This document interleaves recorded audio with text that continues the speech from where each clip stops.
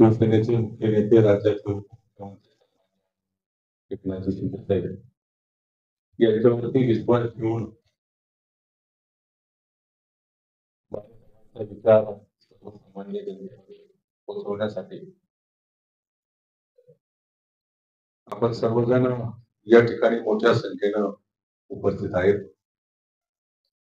मावळ तालुका प्रमुख राजाभाऊ खांडगोळ, त्याचप्रमाणे लोणावळ्याचे आमचे शहर प्रमुख संजय भोईर, मावळ तालुका महिला संघटिका शुभंगताई कांबळे, शहर संघटिका मनीषाताई मांजरे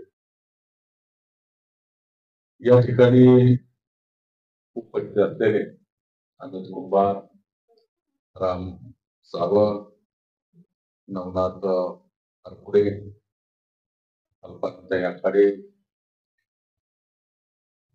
त्याचप्रमाणे सिंधुताई परदेशी,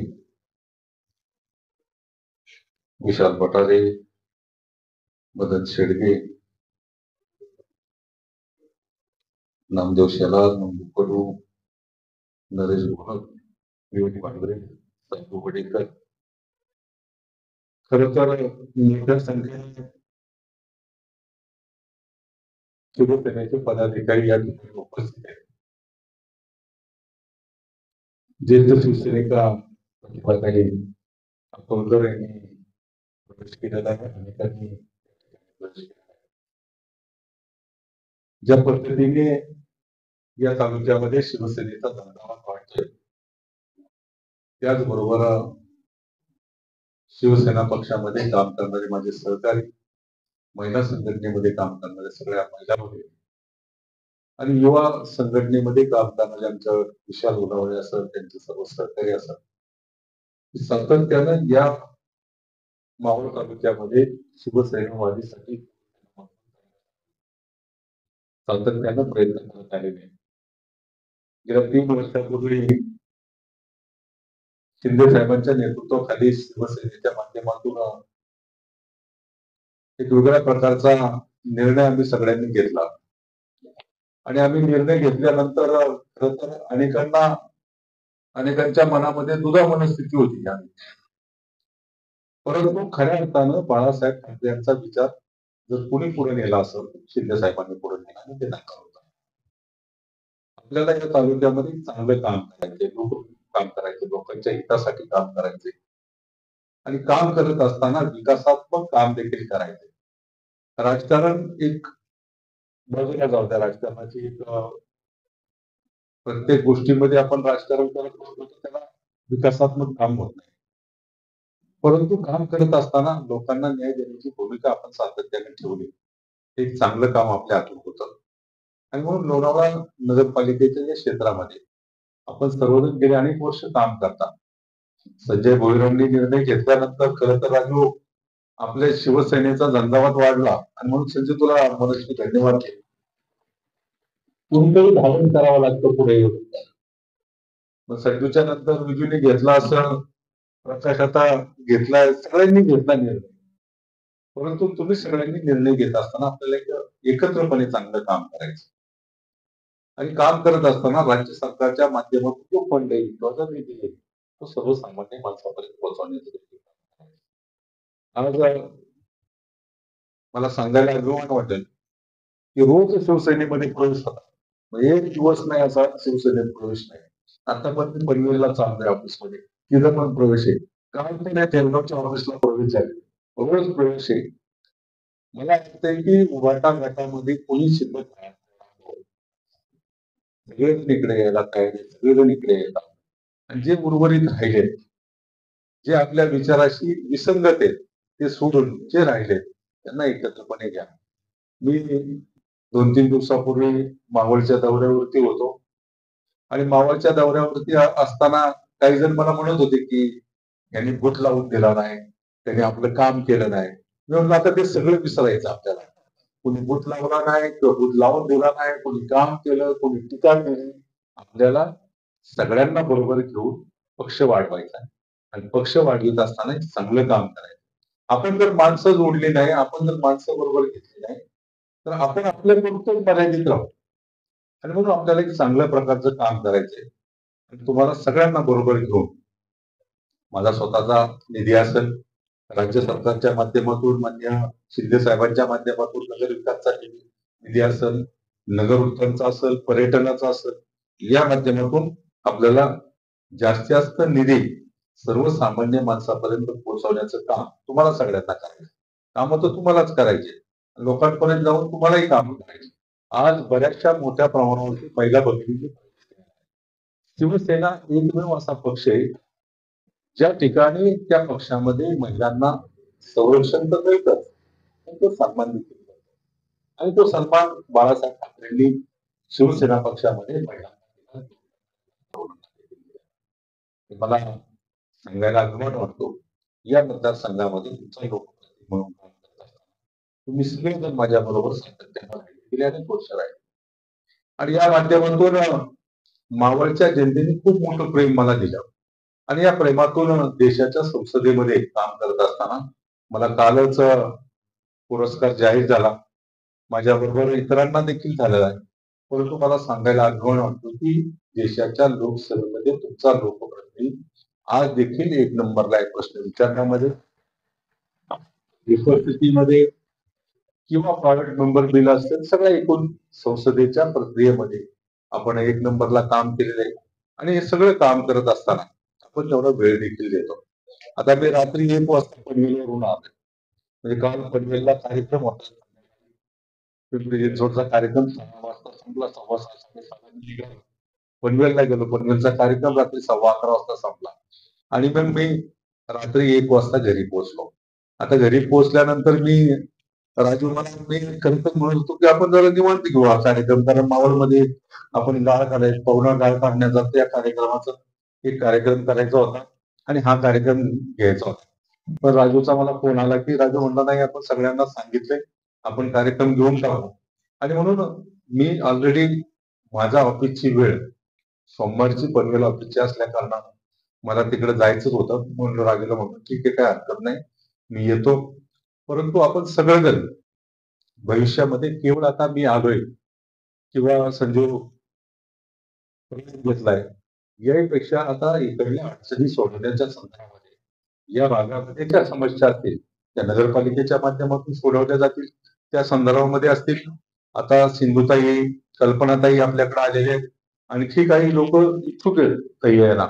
मनीषाताई, तुम्ही शहरामध्ये काम करता, आपण सगळेजण एकत्रपणे दर 15 दिवसांनी तरी एकत्रपणे बसलो पाहिजे.